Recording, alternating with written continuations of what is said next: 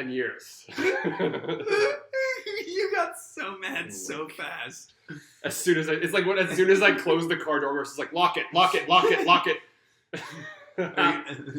if I'm going to do the clap. Are you going to do the clap? Jesus.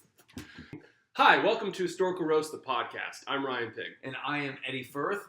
Welcome to today's episode. We're going to talk about, it's our 10-year anniversary show coming up. That's right. We'll talk a little bit about that, and then we'll do like our classic study guide to get ready, because on Friday, November 29th, the exact 10-year anniversary, at 7:30 p.m. at the Hollywood Improv, we're roasting the Queen Elizabeth II.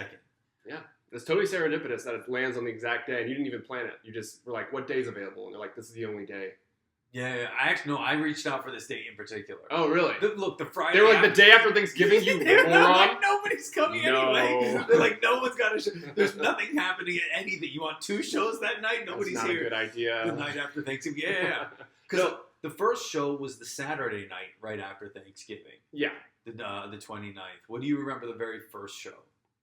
The very first show ever, I remember it like any other show. It was it felt like very last minute. Like, okay, this guy's coming. He's going to be late. He's trying to figure out the parking. We don't have anything ready. And none of the mics work. Yeah. And the house is packed. Yeah. Because we were giving free beer out. Oh, yeah. In the original days when we were giving out free beer, like, those are some of those highly attended shows. Yeah. We wouldn't charge. We would just get a couple cases of cheap beer. That night we roasted Abe Lincoln. Yeah. Pat Riley played Abe Lincoln, and John Ungaro played John Wilkes Booth. And at the end of the show, was it the end or the beginning? It was the end of the show. I think it was I think he had to have ended with that, right? Yeah. What other jokes do you say? At the end of the show, go ahead. Pat Riley as Abe Lincoln, because Abe Lincoln was a wrestler. Yes. He was a professional wrestler. He put John Wilkes Booth on his shoulders and did an airplane spin, and Samoan dropped him just threw him on the ground. Yeah. John definitely got hurt, but he sprung up like he didn't. Yeah. I think those injuries he's still suffering from them. But yeah, we want to do this. He's a boxer now. Who? John. Like, he's not a professional boxer, but he does like a lot of, like, I see him posting that he goes to like a boxing gym now. He actually trains boxing. I think our show was the moment that he realized he should do some boxing. Yeah. Beat up some Abe Lincolns.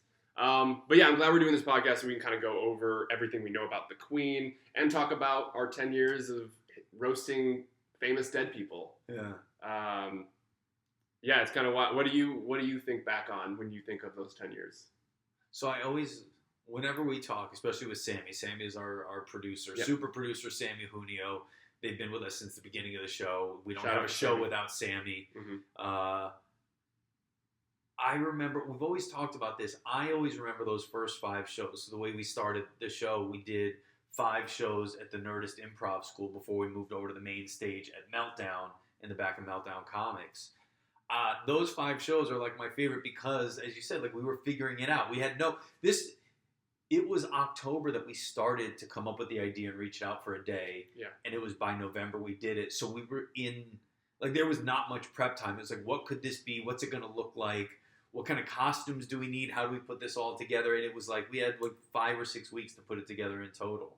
Yeah. And those first 5 shows before we moved to the main room are always very like mythically special to me because it's when the whole idea sort of took shape.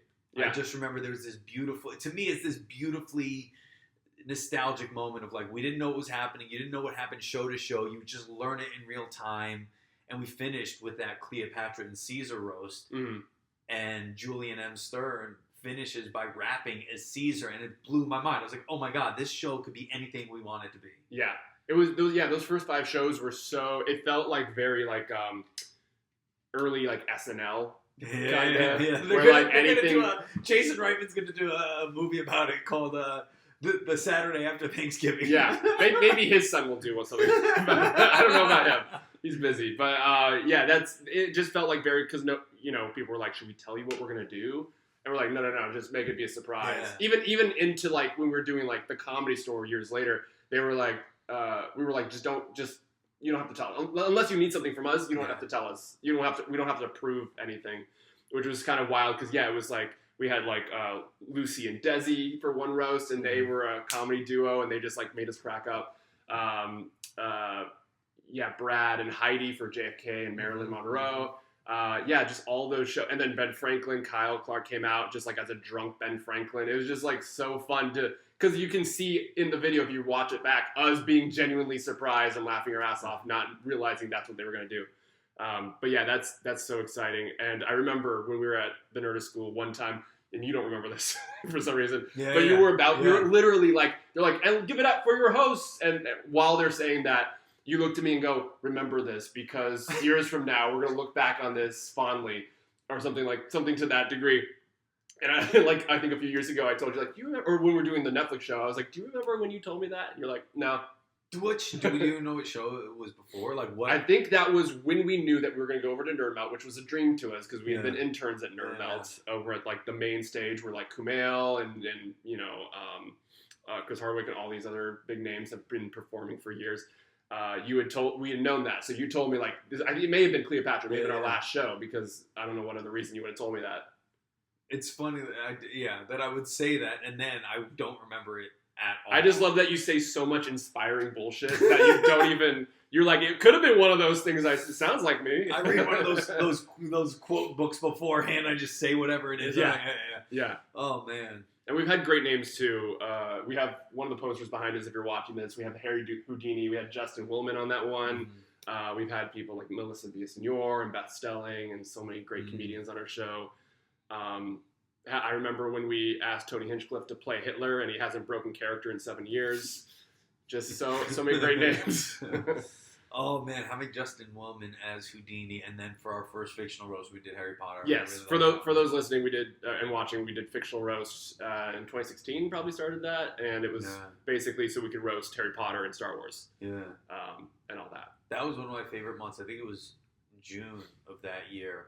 Because we'd also found out we were going to start doing the Comedy Store. And we did them all in 1 month. We did fictional roast, the first fictional roast, Harry Potter. We roasted Macho Man and Meltdown, and then we went over to the Comedy Store. We did all the dead comedians. Yeah. And like Jay Light was playing Mitch Hedberg, and Jeremiah Watkins. Williams. You played Robin Williams. Amazing Robin Williams.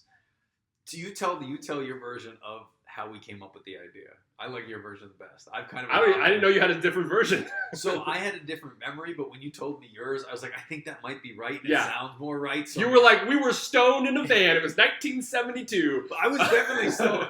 I was so high. I was not. I don't think I was. I mean, maybe I was coming off of it. Yeah. But so I was at Nerd Melt, and it was my day to like intern for free.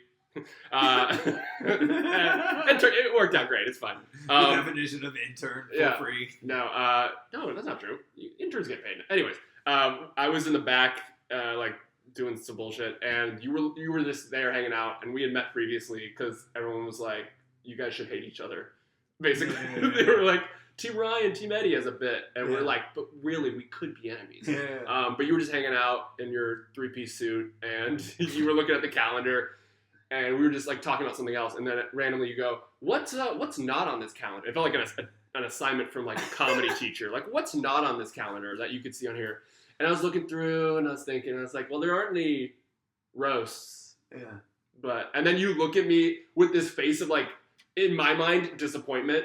Maybe I don't know. Maybe it's the way I grew up. I was just like, everyone's disappointed in me. I can't stop being disappointing. Yeah. But you looked at me like roast, like kind of thing. And I was like, but not a roast, because you'd have to get someone famous, and we couldn't get anyone famous to come in here and like roast, like aside from like, someone like Kumail or Chris Hardwick, or Sarah Silverman or Patton Oswalt. So I'm like, I guess we couldn't do a roast. You couldn't do a roast show here, but you could do like, I guess if you're dead, if you're like a dead person, you're like, oh, so like Abraham Lincoln could be like roasted and with like John Wilkes Booth, and I'm like, yeah, something like that.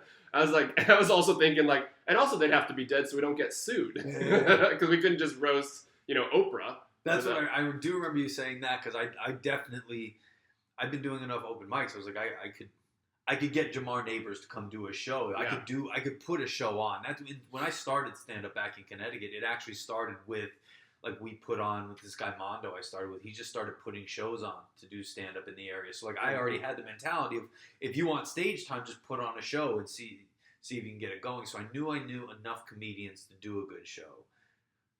I don't know what prompted. I do remember asking you, like, what's missing? Kind of like, because Meltdown was known for all of its gimmick shows and all of its like everything. Yeah, there were so many different. There was game shows. There was like a cruise line themed variety show.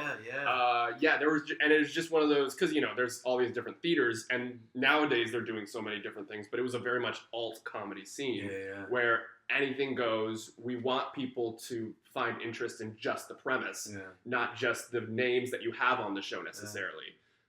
So I think that must have been why you asked me that too, because you were like, you could do anything. What's missing? Yeah, it was very free range. Also, in creativity, like find what's not being done and do that. If everybody's got some sort of themed show, what's not themed?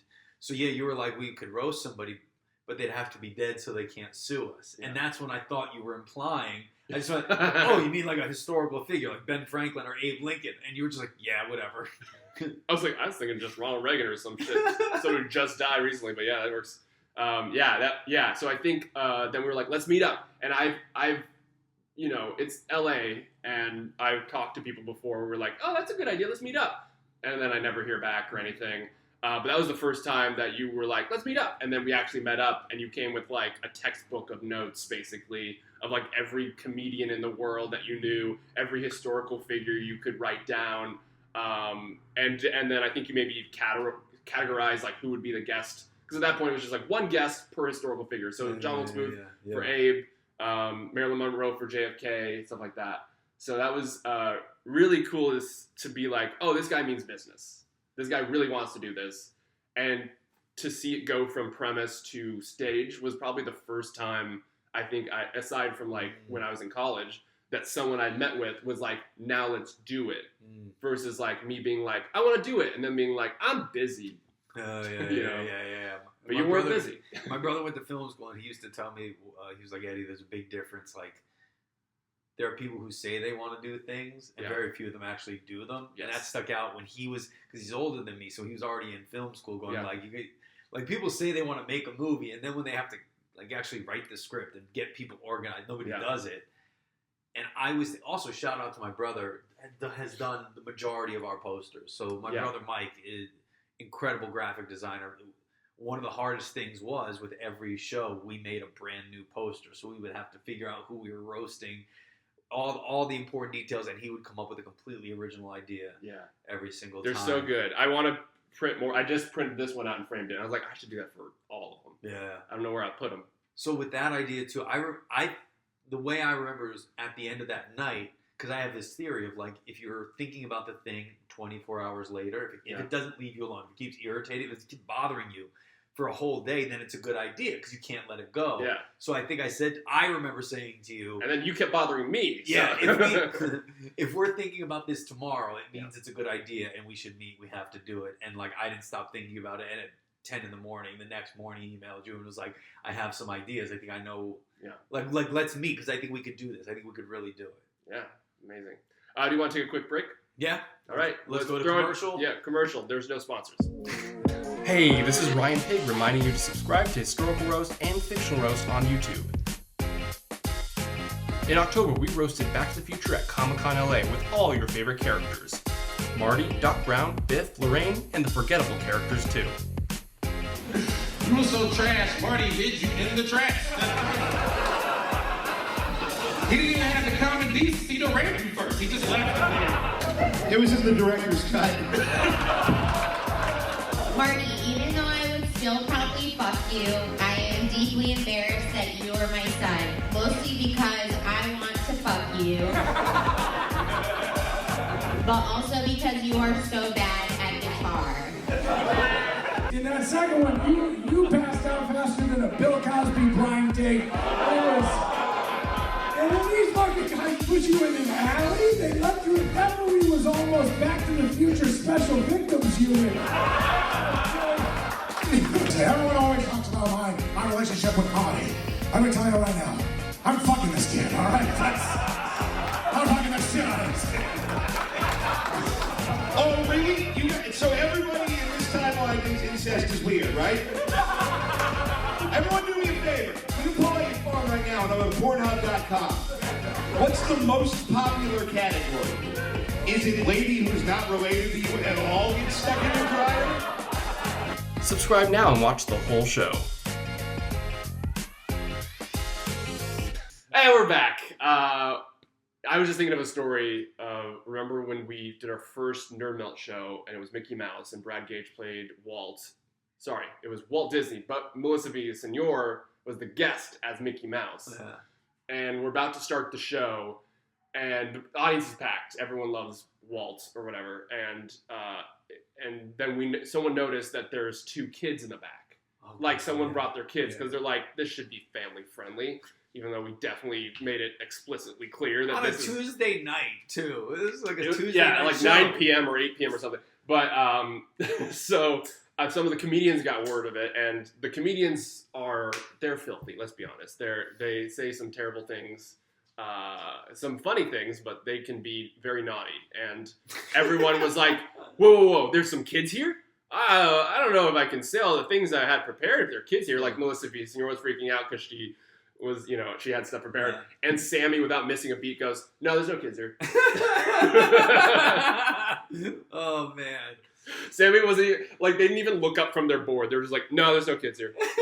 And then put everybody at ease. Immediately everyone's like, yeah. And then Melissa proceeded to do some of the craziest Mickey jokes of Mickey like coming and just like talking filthy things about Minnie. I don't know if those kids stayed, but if they did, they learned a lot. Yeah. But I just remember that was so funny and so quick of Sammy to say. But that night too, the first night it's our 6th show. We do Nerd Melt for the first night, the Meltdown Theater for the first time. We're roasting Walt Disney, and at the end of that show, we had like 70 people in the audience. Yeah. Packed house. It was one of those like we felt like we won. Like it was so successful. Like we did it. And then somebody comes up to me and hands me a business card. And it's like, I love this. You should get in touch with me because I want to sponsor the show. And that's when Fleshlight. Yep. It was that first show. Fleshlight decided they were in the business of comedy. And what I came to find out later was they were trying to convince certain comedians to model for their product, and that's what they wanted to sell. And so they were getting it. First, it was a natural fit. Other shows were sponsored by Fleshlight. Yeah. And so they used to send us Fleshlights to give out as prizes for trivia. And they were ultimately telling me like what they were trying to do in the comedy scene was get certain comedians to model Fleshlights, which now sounds crazy. Like back then it seemed so natural, but now you're like, oh my God, that seems I just crazy. imagine the business card is just a tiny fleshlight with her name on it and number. It's a 3D model. Yeah. It's a small one. You can put your pinky in it. Yeah, if you squeeze it out, an email comes out. Or like a thumb drive that's in the shape of a fleshlight. Yeah. A thumb drive fleshlight would be a good marketing thing. Yeah, you can take that to work, but it would be, that's good marketing right there. I still have it's mine. so funny. I have not taken it out of, it's in, I Mine- should throw it away. I'm not going to use that again. It's been Yeah. sitting there for a while. Yeah, you 10 can. years. As long as you haven't used it, I think it's fine. I did. Oh, well, then you should, I did. wash it or throw it away, I would say. Yeah. I mean, I watched it afterwards. Yeah, just soak it in with all the pots and pans, and your roommate comes back and what the fuck? Yeah, that's pretty funny when I think back, and probably why so many people came to those shows. When we did the roast of God, did we have fleshlights? Ooh. That was another one where there I was a don't think we packed did. audience, but I think a lot of them were like, this will be like church. I don't There was a think lot of older people there. because I think that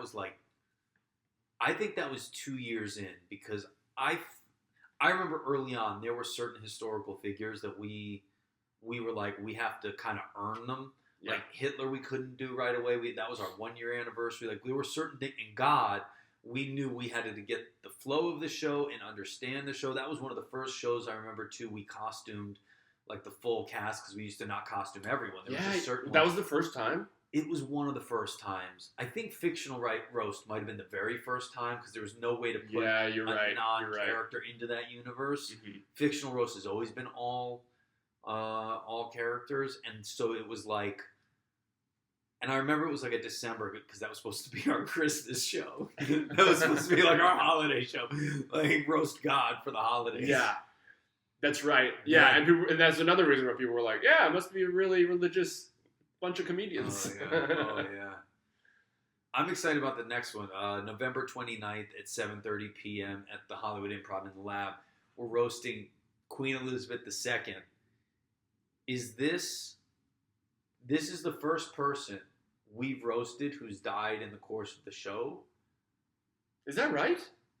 I'm trying to... No, Steve Jobs. We roasted Steve Jobs. And he was alive when we started the show and died at some point during the show. Right?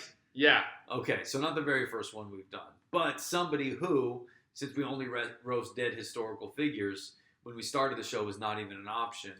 And I'll be honest, I know absolutely nothing about the Queen. Really? You didn't watch The Crown? No, I didn't. That's the only thing I know about her. Okay, what do you know about the Queen Elizabher II? But I'm going to call her the Queen. What do you know about the Queen of England? And what... Because I don't even know what her job really is. So it's very interesting. Her uncle was supposed to be king before her dad. Instead of her dad. Yeah. And he fell in love with somebody and realized that he couldn't marry her if he was to be king. So he literally left the crown, he took his name out of the running basically so that he could marry her. So Queen Elizabeth's dad becomes the king. And at some point, I feel like that happened when she was already born. Don't quote me on this, but I feel like that happened when she was already born, when she was alive, like she was a kid. Yeah. So when she found out that her dad was going to be king, that meant that she was going to be queen, probably, because she was the oldest of two. So, and she was, I don't know, I watch House of Dragons, so I don't know, maybe I'm mixing it up, but I feel like if she had a younger brother, maybe he would have been, but it was just her and her sister. And then Tyrion she trained her dragon and killed Hitler. And then took the ring to Mordor and became a wizard. Yeah, no, her dad died. When her dad died, it was kind of a surprise to her because she was pretty young. I think she was in her 20s and late 20s, and she. I mean, again, this is half of this is from The Crown. I'm picturing Matt Smith in most of these images I'm seeing in my head. But then, so she became the queen during World War II. Am I right? I think it was 1953. Sorry, you're right. Her death. Yes, you're right. But Winston Churchill was still alive. You're right. She became queen. Winston Churchill was still alive. But yeah, it was post World War II, so thankfully she didn't have to deal with Hitler and all that bullshit. That sounds frustrating. That sounds annoying. If I was queen, I'd be like, I don't want to deal with Hitler. If I'm a leader, but also if you're a leader of a country, you're a president, if you're a king, you're a queen. Isn't dealing with Hitler like one of the... Yeah, it's a softball. Yeah, it's a very easy position. I don't like Hitler. Oh, anti-Hitler. Let's stop Hitler. Approval rating. All we got to do is go after Hitler, and I'm pretty sure we're on the right track. But at the same time, you're like, I can't lose to Hitler. Yeah. Churchill probably was not having a good time when he was trying to lead through Hitler. Yeah. Yeah. But he was the prime minister. June 2nd, 1953, she was crowned the queen.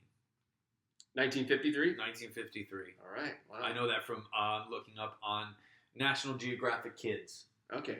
So 15 knowing that facts about Queen Elizabeth II. So knowing that, what do you think was the hardest thing she had to deal with as the queen? Besides killing Princess Diana. That was one of the easiest things she had to deal with. Is JFK going to be on the roast? I don't think he is. No. I was going to say, did you know? I don't know what the queen does. Like, when you say what's the hardest thing she had to deal with, I don't know. She's not the prime minister, and that's kind of like their president, right? Essentially, So what does the queen do? So when isn't she just a figurehead? She attends parties. What's the hardest thing she had to do in a reign? Attend a party. Yeah, she's attending parties is very stressful. You have to talk to people. You have to be sociable. You have to be presentable. She was the. She probably had to shave that thing. Yeah, who would I describe the queen as in America? Who is the closest to a queen that we have? Arnold Schwarzenegger. Maybe Arnold Schwarzenegger, because he technically cannot become president. No, I don't know. I was gonna say someone who's rich and that people look up to as an example, but also controls part of the government. Beyonce, yeah. Clearly Beyonce. Yeah. Queen Bee. Queen Bee, you're right. That's what Queen Bee. I thought you were getting there on purpose. Yeah, Beyonce. So the Queen is Beyonce to England, which means what's the hardest thing she had to do? I don't know. Sing at the halftime of the Super Bowl? Yeah. leave Destiny's Child, be in That Austin Jubilee- Powers. That 70th Jubilee that they had with Paddington Bear looked not only like a blast, but pretty difficult. That Yeah. looked like the hardest thing she had to do. Let's see. So like as the queen, she just attends state dinners and like creates good relationships in the world. She meets with the prime minister too. Like she has a lot to do. I mean, this is any British people who are watching. Please just laugh your ass off as much as you can. This is honestly, if this shows how stupid. Tell them where you grew up. I grew up in Tennessee, So where the kid from Tennessee is telling the kid from Connecticut everything he needs to know about Queen Elizabeth II and her role in parliamentary government in the United Kingdom. I feel like I asked the teacher who's the queen, and they were like, "Don't worry about it." The hardest thing she had to do was to take over another territory and assert her dominance over it. It seems pretty difficult. Yeah, yeah, colonizing. I think that's the hardest. No, I don't know. If yeah. you were at dinner with her, let's say you're going to travel back in time, or you're going to, would you rather have dinner with her, or would you rather like host a late night talk show and have her on as a guest? Which one would you rather do? Late night talk show. Okay. Because that's closer to my safety zone than this weird where I'd have to like memorize what fork to use. So if you have her on your talk show on What's it TBS, called? What's it called? It's called Mid-Afternoon with Ryan Pig. not late night. It's called Mid-Afternoon with Ryan Pig. About 4:30 with Ryan Pig. Yeah. Please watch with Ryan Pig. So you have her on. It's a quarter past with Ryan Pig. It's on Tubi. What's either your angle? What's the one question? What are you trying to get at? What do you want to understand about her? Like, what would your in be? What would you ask her? So if I wanted to get her really like excited, I would say something about horses because she apparently loved horses. She was a horse girl, horse girly. But I feel like I would ask her, who would you want as far as celebrities? Who would you wish you were related to? Because she has a lot of kids and grandkids. She probably and sister-in-laws maybe that she wasn't a big daughters-in-laws that she was not a big fan of maybe. But like as far as like Americans, who would you want to be your son or daughter or grandkid or daughter-in-law, whatever? Not like Meghan Dwayne Markle. Johnson or Dwayne Johnson. No, it's definitely not Dwayne Johnson. If we know anything about her. Oh, you're right. Yes, that is true. Factually, that she would say no. All right. So what do you think her answer is? Who do you think she would be? I feel like she'd probably say dead or alive JFK. She'd probably say like because she met with JFK. They seemed to hit it off. They learned a lot. I don't know if you knew this. They learned a lot from each other. Did they really? Yeah. So they met. JFK learned how to like run a country, how to kind of show how confident you are in the audience's eye, and she learned from him that a car is the perfect place to murder someone. A moving vehicle. Good. Oh. What else did she learn? I do think she would say JFK. I do think she liked JFK a lot, and she did. I didn't know they were close. Or that they had any sort of. Well, that's the thing is like also I think he was her age. Am I right? Is that right? Because 1960 when he became president at 30. I want to say 35, 38. Yeah, we can go to commercial in a second. But I want to know how close they were in age. All right, we'll look up. Maybe JFK got some. She was born on April 21st. 1926, and I know this for a fact. She celebrates 2 different birthdays.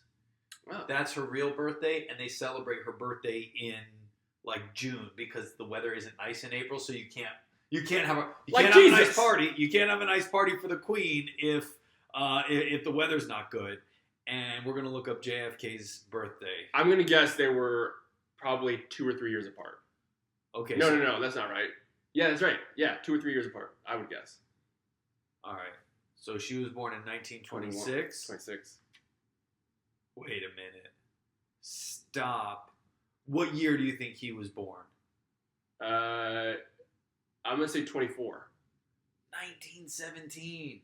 He What? was 7 years older than her. 4 years older than her. Oh, that's right. I forgot. I'm bad at math. Wow. It would not. I thought he was gonna. I thought he was gonna be born in like 1942. I don't know what I was thinking. But when I was like JFK, I did not expect to see 1917. I don't know why I'm not adjusted for inflation. So that means he was about 42, 43 when he became president. Okay, that makes more sense. Yeah, in my mind, I'm like, he was 37. He's 38. Wow. Yeah, Wow. I'm an idiot. 1917, he was born. May 29th, 1917. 4 years older than the Queen. So I get, yeah. So do you guess think they're he? in Do you think power. he flirted with her? Do you think she flirted with him? Maybe she. Oh, Do you think she shoot her shot of course. with JFK? Of course. I think they hooked up. I'm not allowed to say this legally in England, but I bet they hooked up. Yeah. Why wouldn't you? I mean, you're two big leaders. It's like, let's make a little leader. Anyways, let's go to commercial break real We'll quick. go to commercial break. We'll see you guys in a minute. I don't want to say commercial break. It's not like we have commercials.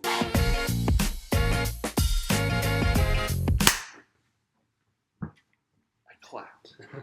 We're back with Historical Roast, the podcast, getting into the study guide portion, where clearly we know nothing about the Queen. We're going to look up some facts and try to educate ourselves, kind of like the Cliff Notes versions. Did you do Cliff Notes in high school? No, I did. We had cell phones, so we would text like Cha-Cha, like, "Hey, who's JFK?" Stuff like that. There was another one. There was what was the online one you would look Like up? Ask Jeeves.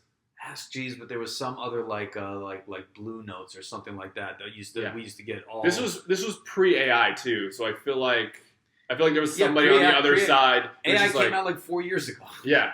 No. I mean, yes, obviously, but this is like I assume an engine that would just automatically regurgitate like facts. Oh, actually, that doesn't sound right. I'm sure they did have something like that. All right, so NationalGeographicKids.com. Why are you on kids? Because I figured. Is it more because it's more simple? It like said breaks it fun- down better. It said fun facts about Queen Elizabeth II. I don't want boring facts. I want something fun. Yeah. Yeah. Here's instead a of just fun facts. fact. Got it. This is number 6 on their list. She was the only person in the UK allowed to drive without a license, and she kept driving even into her later years. What a Is that weird, the- like, she didn't have to take the driving test, and she was allowed to drive. Yeah. I don't know if that's a fun fact. It's more like a intriguing fact. You got what's the most fun fact? Queen Elizabeth II had 2 birthdays. They celebrated. That is fun. That is a fun one. Her official birthday is held on a Saturday in June when Mm-hmm. the weather was better. Her birthplace is now a fancy Cantonese restaurant. That's not fun. Queen Elizabeth II first sent an email in 1976 on the What? bicentennial of America. The email said, "Go fuck yourself." I want it back. Oh, here's a fun fact. Queen Elizabeth II became a homeowner at just 6 years old. Her first property was a house in the grounds of Windsor's Royal Lodge, gifted to her by the people of Wales. It's not so half the Kardashians own a home at age 6. Yeah, I'm never gonna own a home, so she was doing better at 6. I was gonna, some rich people have homes for their dogs. Yeah. They like built a house for their dog. I don't know. In her lifetime, Queen Elizabeth II sent around 50,000 Christmas cards. This isn't telling me anything about what she did. 50,000 Christmas cards. You've sent more thank you notes out. It's true. All right, I'm gonna go to history.com. 8 facts. It doesn't say fun. These are just Boring. 8 things you may not know about Queen Elizabeth II. I'm so One of them bored. better be what she does. I don't know what she does. I want to know like one of her great accomplishments. What was like You should just. besides the Beatles? Yeah, I don't think she took credit for that. Okay, fact number 1: she didn't have a passport. Well, I mean, just look on one of her dollar bills. That's her Yeah. passport. It's her face. This one she had 2 different birthdays. She drove a truck during World War II. So after months of begging her father to let his heir pitch in, Elizabeth. Amazon Black Friday week starts November 21st. That's it. Oh no! Back from commercial break. Okay, we don't need more of this. After months of begging her father to let her pitch in, at 18 years old, she joined the Women's Auxiliary Territorial Service during World War II, known as the 2nd Subaltern Elizabeth Windsor. That's what I didn't know until I was reading these. Was that I didn't know her last name. Do you know her last name? Elizabeth? First name Queen. Everyone knows this. I didn't know this until this What- afternoon. what when I is was it? looking up Windsor. Oh, I did know that. Yeah. You didn't know that, though. Not right now. When did you know I'm that? bad at test taking. When did you know that? If you didn't When I know was that. watching The Crown. She paid for her wedding dress with ration coupons. Oh, interesting. Yeah, she got married in 1947. Oh yeah. Yeah. Yeah, I was talking to my grandma about the World War II, and she's like, yeah, we could only have one pair of shoes. We couldn't really have anything with sugar in it. Yeah. Yeah, a lot of rations. She was shot at by a teenager during her birthday celebration on June 13th, 1981. Somebody made an assassination attempt on her. Marcus Sargent, a 17-year-old who idolized the assassins of John F. Kennedy and John Lennon, fired 6 blanks in the Queen's direction. A 17-year-old white guy with a gun who tries to assassinate someone? That's so surprising. I assume he's white. Yeah. I mean, he's from England. That could mean anything. Those are the 8 fun facts from history.com. What's the other ones? She once woke up to find a stalker in her bedroom in 1982. I think that was in The Crown. So the 80s was a wild time for her. It's a wild time for all of us. You lived in the 80s. I was conceived in the 80s. All right, so clearly, in preparation for this show, I need to figure out what the fuck the Queen does. And I want, like, a list of, like, 3 things she did that affected the country and the world. Like, she must have done something. Yeah. What was Britain's big move from 1953 until 2022? Let's see. Well, Churchill died. Margaret Thatcher died. Brexit. It did say she had something like 15 prime ministers serve under her. So from 1953 to... I feel like every episode of The Crown, she had a new prime minister. So all of your information is from The Crown? Yeah. Okay. I think I watched a documentary on accident once, but I probably turned it off after 5 minutes. I gotta find a good documentary. There must be like a history channel, like a 47-minute history channel. I feel like, and like, I'm sorry if you're a big fan of the Queen, but also, why are you a big fan of the Queen? But it just feels like everything interesting that happened to her was actually happening to people around her, and she was like, I mean, there's also at the same time she had so much pressure because she is a female leader of one of the biggest countries, first world countries in the world, in the history of the world, essentially. Mm-hmm. So the fact that she had all this history of this country, she doesn't at first really want to be queen, as far as I've heard. And she has to meet all these prime ministers, mostly men, who are looking at her like, you don't know shit. I am the one who's going to lead this country out of blah, blah, blah. So she did have to, that's, I think, in itself a pretty big accomplishment that she was able to lead the country for, what was that, 7 decades? It's pretty wild. Did she do a great job? Who's to say? But she did it. That's a pretty big accomplishment. I mean, we did get the British version of The Office and Ali G. You know what? Watch. That's actually her biggest. And sorry. Monty Python. Yeah, female leader. Sorry, all those comedies and yeah, that's what it was. Oh. I'm looking forward to the show. We got a really good lineup. I think we're going to add a few other people, but we have Princess Diana will be there roasting her. Winston Churchill will be roasting her. They worked together. Yeah. Yep. They knew each other. They knew each other, as far as I know. Nelson Mandela will be there. John Lennon is going to be there. William Shakespeare. I cannot wait. Julian M. Stern is going to play William Shakespeare. I can't wait for that set. So somebody who's been with us, all the comedians that are going to be there have been on our show a bunch. I think we're going to look to add one more, like maybe Cleopatra. Yeah, Cleopatra would be good. Maybe Queen Elizabeth I. Queen Elizabeth I would like to meet the second. Yeah. How are they related? What distance are they related? Probably like that's her great-grandmother or great-grandmother? Great-great-grandmother? You're asking the wrong person. Listen, if you wanted to do a show with somebody who knew stuff about history, you picked the wrong guy. All right, we'll figure out how the two... By the time you're the one that's dressed like a professor who's supposed to teach me things. Why are you asking me questions? Yeah, I'm not the nutty professor. I'm the slutty professor. Yeah. There's a big difference. Slutty professor coming to Tubi. All right, hold on. I'm going to ask. I don't have ChatGPT. I don't have AI, but I'm going to look up how the two of them. Who was the professor we had in the writers' room? Was it Stewart? Let's call Stewart. You still have his number. Yeah. Siri, call Stewart. Nope. See, now I tried to do voice to text. I was too quick for you. How were Queen Elizabeth I and Queen Elizabeth II related? Call Stewart. Did you get it? Yeah. Family tree. The exact relationship between Elizabeth II and Elizabeth I from worldhistoryedu.com. I like that they threw the edu. Wow. But look up National Geographic's kids' fun facts about how they're related. Here we go. I'm going to guess great-great-aunt or something like that. Like, not grandma, but, like, distant. Not distant. She was born a princess, succeeded her father, who was Queen Elizabeth I. She ruled from 1533 to 1603. Or that's her lifespan. That's her lifespan. It's a long-ass time, even for that time. She reigned for 44 years. She's one of the longest ruling. Queen Elizabeth II is the longest ruling. Yep. It doesn't say. I just want it to be an easy answer. Maybe look up, are they related? And call Stuart. I don't know. We're going to have to figure this out. They must be related. It's the first and the second. It literally has 1 and 2 in the name.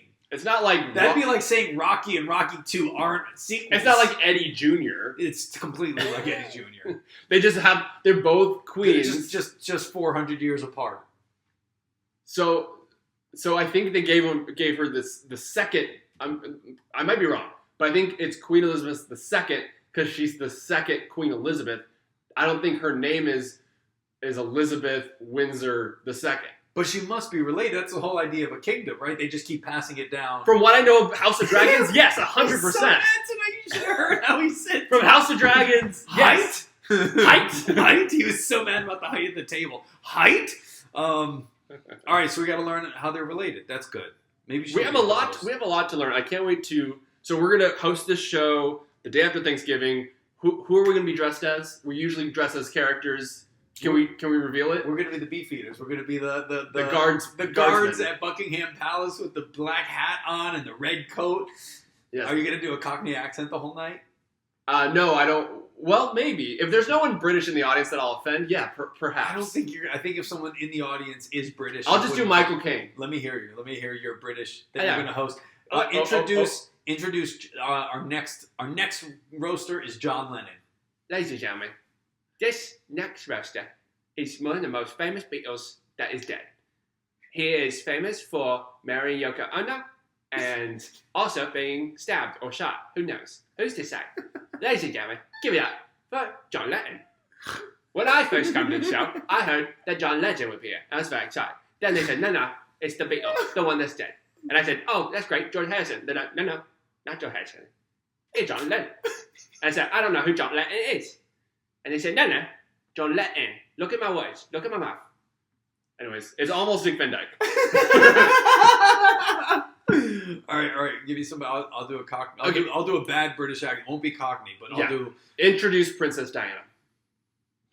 Well, isn't it? We've got us our final roaster of the evening, isn't it?